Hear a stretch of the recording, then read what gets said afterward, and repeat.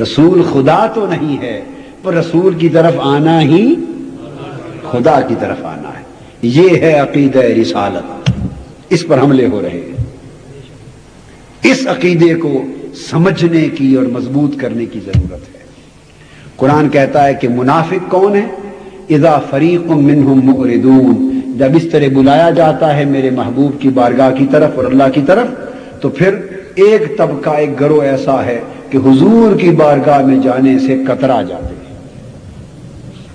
حضور کی بارگاہ میں جانے سے کترا جاتے ہیں. ایک طبقہ ایسا ہے.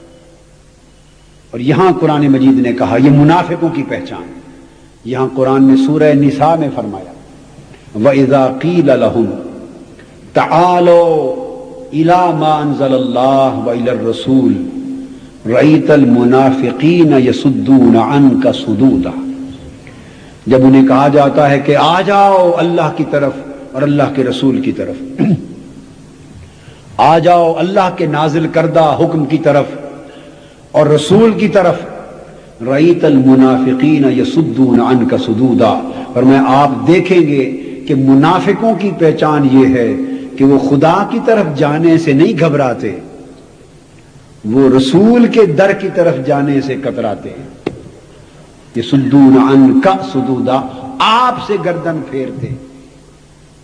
اور خدا اور رسول کی طرف آنا اور رسول کا فیصلہ کرنا خدا کا فیصلہ. اس کو سورہ توبہ میں یوں بھی بیان کیا واللہ ورسولہ احق ان یردوہ ان کانوا مؤمنین.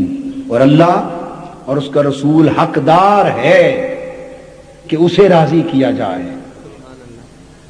اللہ اور اس کا رسول حقدار ہے. بات دو کی، اللہ اور اس کا رسول حقدار ہے. اب یوں چاہیے تھا نا کہ کہا جاتا ان یردوہما، کہ انہیں راضی کیا جائے، کہ اللہ اور اس کا رسول حقدار ہیں کہ انہیں راضی کیا جائے. مگر قرآن نے یوں نہیں کہا انہیں راضی کیا جائے تو دو بن جاتے نا. فرمایا نہیں، اللہ اللہ ہے، رسول رسول ہے، مگر رضا خدا و مصطفیٰ کی ہے.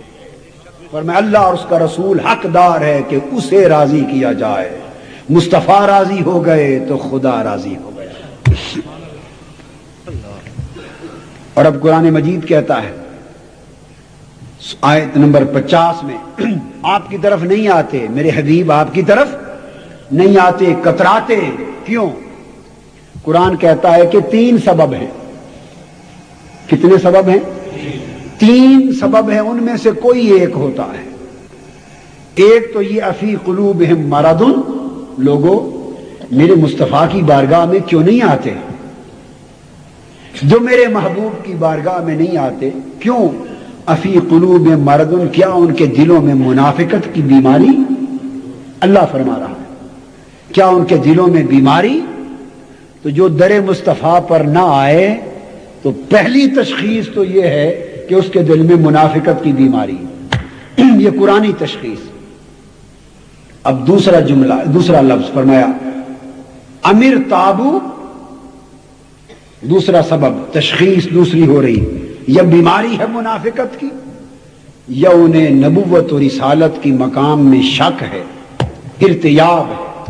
امر تابو، یا وہ شک میں پڑے ہوئے ہیں، یعنی وہ صاحب ایمان نہیں ہوئے ابھی، وہ صاحب ان کو یقین نہیں ملا، ایمان نہیں ملا اور ابھی شک میں مبتلا ہے. یا ام یخافون ان یحیف اللہ علیہم ورسولہ. یہ نکتہ پھر بڑا اہم ہے. فرمایا حبیب آپ کی بارگاہ میں اس لیے نہیں آتے کہ انہیں اس بات کا خوف ہے کہ اللہ اور اللہ کا رسول ان پر ظلم کرے گا. اب یہ بات بڑی توجہ طلب ہے. اللہ فرما رہا ہے کہ یہ جو منافق میرے رسول کی بارگاہ میں نہیں آتے، ان کے نہ آنے کا سبب یہ ہے کہ ان کے ذہن میں ایک خوف ہے. ان منافقوں کے ذہن میں ایک خوف ہے. اپنا مقدمہ لے کر بارگاہ مصطفیٰ میں کیوں نہیں آتے؟ اپنا جھگڑا لے کر بارگاہ رسالت میں کیوں نہیں آتے؟ میرے حبیب آپ کے پاس فیصلہ لینے کے لیے اس لیے نہیں آتے. قرآن کہہ رہا ہے کہ ان کے دل میں خوف ہے کہ اللہ اور اللہ کا رسول ان پر ظلم کرے گا۔ اب بات سمجھنے والی یہ کہ خوف تو منافقوں کے دل میں تھا، جھوٹا خوف تھا، مگر خوف کس چیز کا تھا؟ خدا کے ظلم کرنے کا تھا یا رسول کی نسبت تھا؟ کہیے نا۔ مقدمہ تو لے جا رہے ہیں حضور کی بارگاہ میں،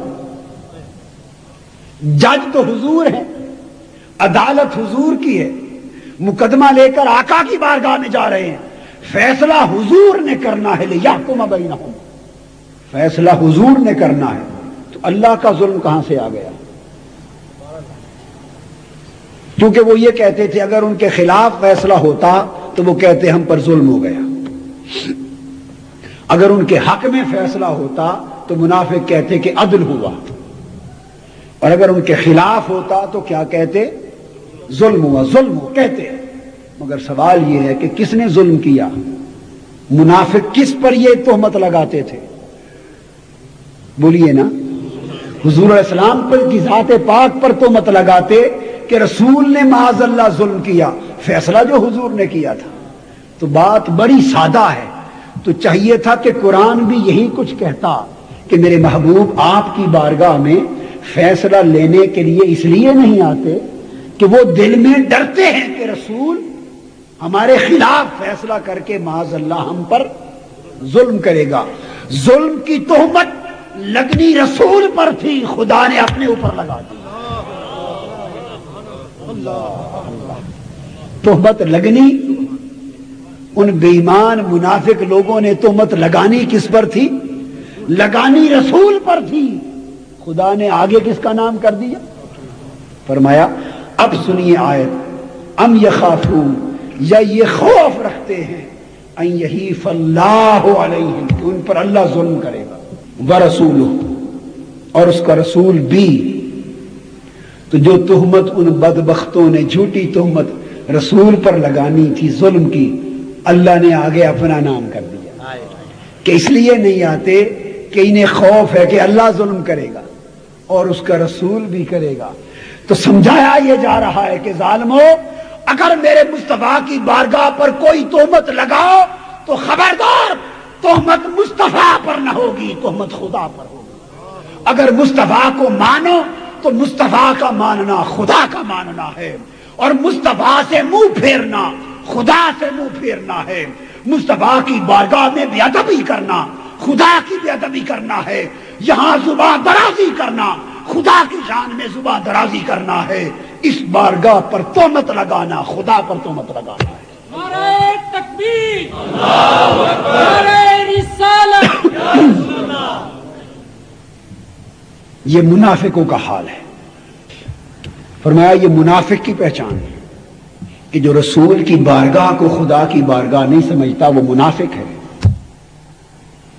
جو ادب مصطفیٰ کو ادب خدا نہیں سمجھتا وہ منافق ہے، جو دعوت رسول کو دعوت اللہ اور دعوت اللہ نہیں سمجھتا وہ منافق ہے۔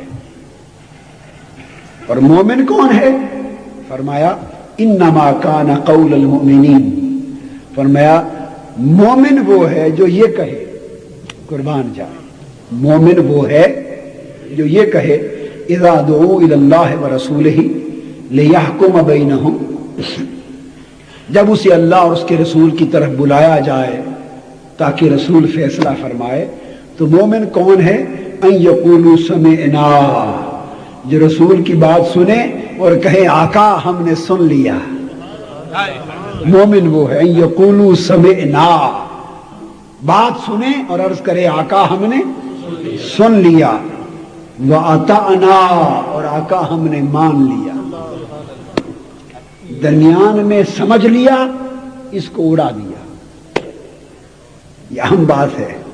نہیں فرمایا سمعنا وفہمنا وَأَطَعْنَا، یا سمعنا وعلمنا وَأَطَعْنَا، کہ ہم نے سن لیا اور سمجھ لیا اور مان لیا، سمجھ کو درمیان سے نکال دیا، اس لیے کہ جو سمجھ میں پڑا وہ پھسل گیا۔ نعرہ تکبیر، نعرہ رسالت، آپ توجہ کریں، سمعنا وَأَطَعْنَا، بھائی تیسرا درمیان کا قدم ہٹا دیا. کیا ہوتا ہے؟ پہلے سننا. آپ بتائیے، آپ میری بات سن رہے ہیں نا جی؟ تو سننے کے فوری بعد ماننا ہو جائے گا کہ درمیان میں کوئی سمجھنا بھی ہے. اگر سمجھے ہی نہ تو مانیں گے کیسے؟ دنیا میں کوئی کسی کی بات سمجھے بغیر مانتا ہے؟ ساری رات میں آپ کو سناتا رہوں، آپ سنتے رہیں، اگر آپ کو سمجھ ہی نہ آئے تو مانیں گے؟ تو ماننے سننے کے بعد اور ماننے سے پہلے ایک مقام ہوتا ہے سمجھنا. سمجھ آئے تو انسان مانتا ہے، سمجھ نہ آئے تو نہیں مانتا. ہر ایک کی بات کو ماننے کی شرط سمجھنا ہے. ماننے کی بات شرط سمجھنا ہے. اور مصطفیٰ کا ادب یہ ہے کہ سمجھنا نکال دو، سنو اور مان لو. درمیان سے سمجھنا نکال دو، سنو اور مان لو. اگر سمجھ میں پڑے تو گئے، اگر سمجھ میں پڑے تو گئے. اس لیے کہ نادانوں، سمجھ میں تو وہ آئے کہ یا وہ تمہاری سمجھ میں آنے والا ہو یا تمہاری سمجھ اسے پانے والی ہو. تو دل میں تو آتا ہے، سمجھ میں نہیں آتا. تو دل میں تو آتا ہے، سمجھ میں نہیں آتا. بس جان گیا میں تیری پہچان یہی ہے. جو سمجھ آ جائے وہ نہ رہا. سمعنا وأطعنا. بس فرمایا مومن وہ ہیں. پہلے کیا تھے؟ وہ سمجھ کے چکر میں تھے کہ سمجھو بات ہمارے مطلب کی ہے یا نہیں، سمجھو کیا کہہ رہے ہیں، مانے یا نہ مانے. وہ سمجھ کے آ کر، سمجھ پر آ کر رک گئے. سمجھ پر آ کر جس نے سمجھنے کی کوشش کی وہ سجدے کا انکاری ہو گیا. جو سمجھ میں پڑا وہ شیطان ہو گیا. جنہوں نے فقط سنا اور مان گئے، گر پڑے، وہ فرشتے بن گئے. جو سمجھ میں پڑا وہ اٹک گیا. شیطان کا قصور کیا تھا؟ اور میری پہلی بات بھی یاد رکھیں کہ حملہ فتنوں کا توحید پر نہیں. سب سے پہلا حملہ انسانی تاریخ میں، کائنات انسانی میں سب سے پہلا حملہ جس سے حملہ کرنے والا گمراہ ہو گیا وہ توحید کے محاذ پر تھا یا رسالت کے محاذ پر؟ بڑی سادہ سی بات. توحید کے محاذ پر شیطان پختہ تھا، چپے چپے پہ سجدہ کرتا تھا، خدا کو ایک مانتا تھا، وحدہ لا شریک مانتا تھا، رب قادر مطلق مانتا تھا. اس کا توحید کا محاذ مضبوط تھا، توحید میں کوئی ڈگمگانا نہ تھا. مگر جب اس روئے زمین پر سلسلہ رسالت کا آغاز ہوا اور ادب و تکریم رسالت کا حکم ہوا کہ اے لوگوں، فرشتوں، ارے ابلیس، آؤ میری توحید کے محاذ پر ڈٹے رہنے والوں اور میرے حضور سجدہ ریزیاں بجا لانے والوں، آؤ میرے سجدے تو کرتے ہو، اب میرے رسول کے ادب کا سلسلہ شروع کرو. یہاں اٹک گیا، یہاں اٹک گیا. الا ابلیس فسجدوا الا ابلیس، سب نے سجدہ کیا. وہ جو سمعنا واطعنا کے پیکر ہوئے، جنہوں نے سنا اور گر گئے اور سنا اور مان گئے، وہ ملائکہ مقربون ہو گئے. اور جس نے سنا پھر سمجھا، جب سمجھ میں پڑا تو وہ سوچنے لگ گیا خلقتنی من نار وخلقتہ من طین، میں تو آگ سے بنا ہوں، یہ مٹی سے بنا ہے.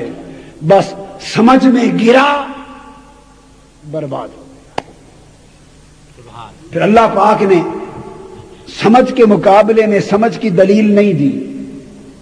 جو سمجھ میں پڑا اسے سمجھایا نہیں. اس کو دلیل نہیں دی. فرمایا فاخرج منہا فانک رجیم، لعنتی نکل جا میری بارگاہ سے. تو میرے سامنے سمجھ کی بات کرتا، ادب رسالت کے سامنے سمجھ کی بات کرتا ہے. یہ بارگاہ رسالت کا ادب ہے. یہاں تو ایک تقاضا تھا، بس سنو اور مان لو. تم نے سمجھنے کی کوشش کی، تیری سمجھ اتنی تھی ہی نہیں. سمجھ اسے آئے جس کی سمجھ اتنی ہو، جس کی سمجھ اتنی ہو تو وہ سمجھے. اب بارگاہ رسالت کے ادب کو کون سمجھے؟ کسی کی سمجھ مقام رسالت سے بلند ہو تو سمجھے، مقام رسالت سے وسیع ہو تو سمجھے، مقام رسالت جیسی سمجھ ہو تو سمجھے. تو نہ کسی کی سمجھ اتنی، اس لیے سمجھ کو درمیان سے نکال دیا. فرمایا بمصطفیٰ برسا خویش را کے دی ہماؤس، اگر بہو نہ رسیدی تمام بول حدیث، عقل قربا کن بپیش مصطفیٰ. جب بارگاہ رسالت کی بات آئے، عقل کے چراغ بجھا دو، عقل کے چراغ بجھا دو. اپنی اپنی سمجھیں گل کر دو، اپنی سمجھیں گل کر دو. وہ آئے بزم میں اتنا تو ہم نے دیکھا میر، پھر اس کے بعد چراغوں میں روشنی نہ رہی. پھر اپنی کوئی سمجھ نہیں، وہی سمجھ جو وہ سمجھا دے، وہی سمجھ جو وہ سمجھا دیں. وہ سنو جو وہ سنا دیں، وہی مانو جو وہ منوا دیں، وہی سمجھو جو وہ سمجھا دیں، وہی کرو جو وہ کروا دیں. اس کا نام ایمان. فرمایا وَأُولَٰئِکَ هُمُ الْمُفْلِحُونَ، یہی کامیابی والے. صحابہ کرام کا پیمانہ ایمان یہی تھا. حضرت عبداللہ بن عمر رضی اللہ تعالیٰ عنہ سے ایک شخص نے سوال کیا، پوچھا کہ تم لوگ جب سفر میں جاتے ہو مسلمان تو فرض کی نماز آدھی کرتے ہو، قصر پڑھتے ہو. اس نے سوال کیا کہ قرآن میں تو، پورے قرآن میں قصر کا تو طریقہ ہی موجود نہیں کہ کتنے سفر پہ پڑھو اور آدھی پڑھو یا کتنی پڑھو یا پون پڑھو، تہائی پڑھو، چوتھائی پڑھو. قرآن نے تو قصر کی تفصیل ہی نہیں دی، تو تم کیسے قصر پڑھتے ہو؟ قرآن میں تو ہے نہیں تفصیل، قصر کیسے پڑھتے ہو؟ حضرت عبداللہ بن مسعود وہ سمعنا و اطعنا کے پیکر تھے. وہ سمجھ گئے تھے کہ سمجھ کو نکال دیا ہے، وہ سمجھ گئے تھے کہ سمجھ کو نکال دیا ہے. وہ جواب دینے لگے مجھے پتا ہے قرآن میں نہیں، مگر ہمیں فکر نہیں، اس لیے ان اللہ بعث الینا محمدا ولا نعلم شیئا ونفعل کما رأیناہ یفعل. فرمایا ہمارا ایمان تو یہ ہے کہ اللہ نے ہم میں اپنا یار بھیج دیا، ہمارے اندر اپنا محبوب بھیج دیا، اپنا رسول بھیج دیا. ولا نعلم شیئا.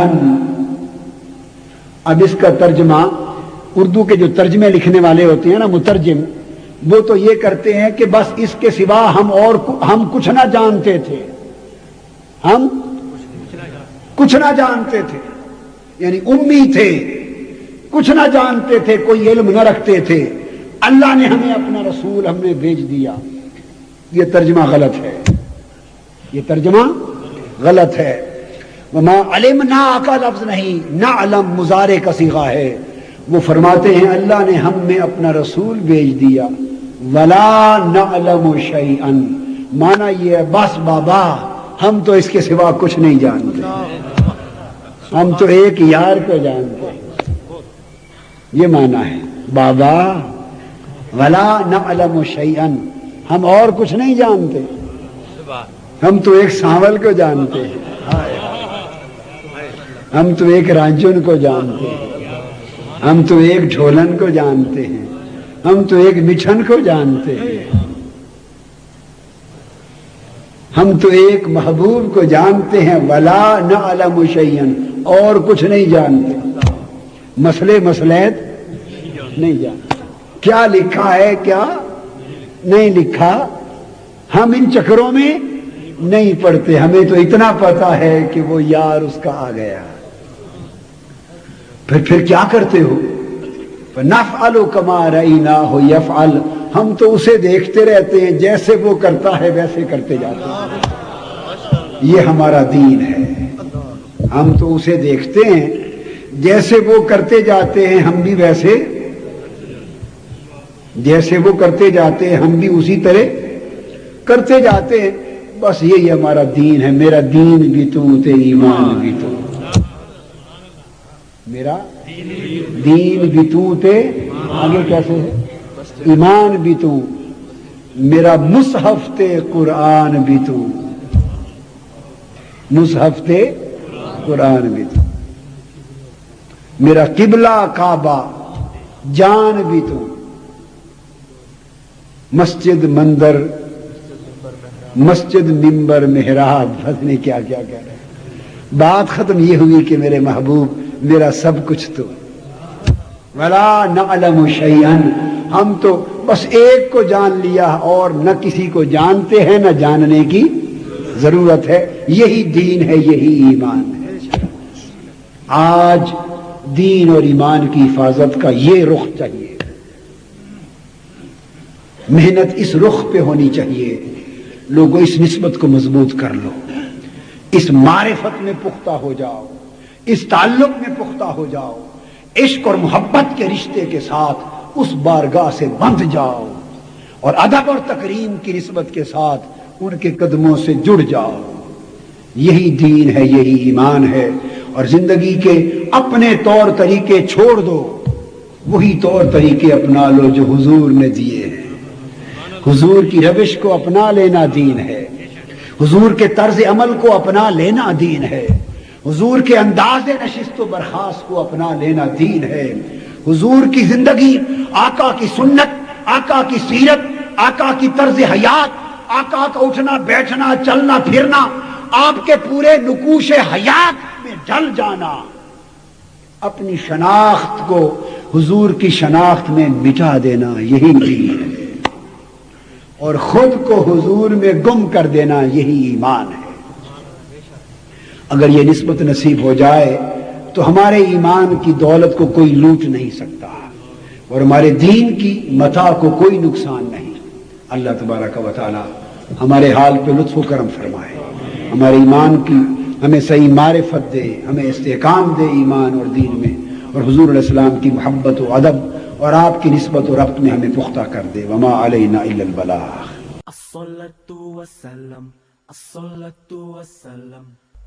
سامعین و ناظرین، آپ نے شیخ الاسلام پروفیسر ڈاکٹر محمد طاہر القادری کا فکر انگیز خطاب سنا۔ آپ نے یقیناً محسوس کیا ہوگا کہ اس پیغام کو عام کرنا ضروری ہے۔ اسلام کے حقیقی پیغام کو عام کرنے کے اس عظیم کام میں آپ اکیلے نہیں ہیں، بلکہ تحریک منہاج القرآن کا ایک عظیم قافلہ آپ کا منتظر ہے۔